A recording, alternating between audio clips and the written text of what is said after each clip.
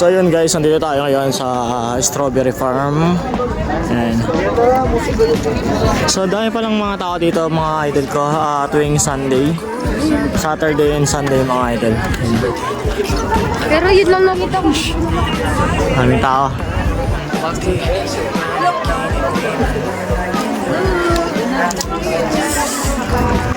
So yun. Siyempre yung idol ko, taga Pangasinan. Bili na kayo na, anak ng Bayambang. Hindi na po ito. Dito yan.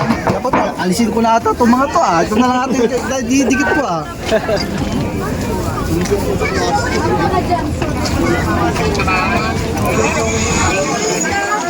Yun oh.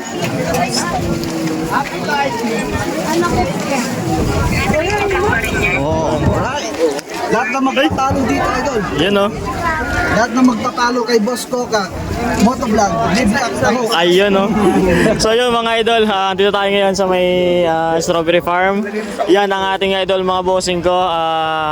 Si bossing taga Bayambang yan mga idol. So yun, iraramay taga Bayambang o taga Pangasinan o kin mga likilay tahuk hindi idol yan. Nangyong yung may sticker tayo dyan mga idol ko. Ayan o. Meron ako ano, sa mga kababayan natin. Okay. Mga taga Bayambang. Pag nakita niyo ito sa balde ko, napicturean niya may libre kayong taho. Oo. So yun, narinig niyo yung sinabi ni idol no. Pag umakyat, Sa mga akit dito ng Baguio mga idol, pagka nasa strawberry farm kayo, yan makita nyo lang yung sticker natin dito mga idol, sabihin nyo lang na taga Bayambang kayo. So yun, sulit. iyak kayo sa biyahe niyo, idol. Okay, idol ko. Para ako taga Bayambang lang tapos dito.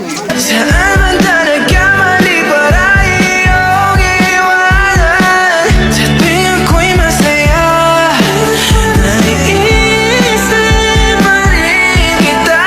Kahit saan ako mapunta, hinahanap ko ang iyong mukha. Pagka biglang magkita pa tayo sa QC, sa UP, sa kalsada ng BGC.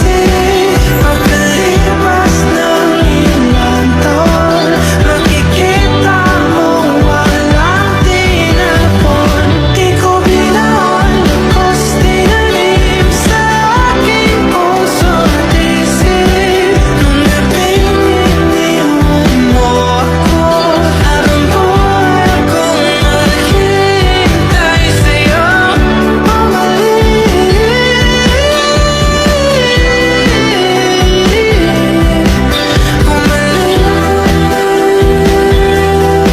sa akin. Sa museo ng Antipolo, sa MOA, sa makinhawa, nais kang makasama.